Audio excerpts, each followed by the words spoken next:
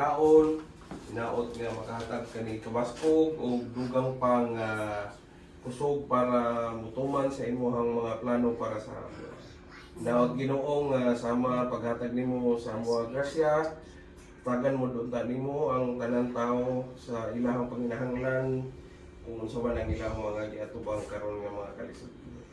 Kining tanan among gihangad, gipangayo, pinagi ni Kristo among Ginoo. Amen. Amen. This is the Lord, and this is the food which we are about to receive from thy bounty through Christ our Lord. Amen. Amen. Father, the Son, the Holy Spirit. Amen. Happy birthday to you. Happy birthday, Kaya.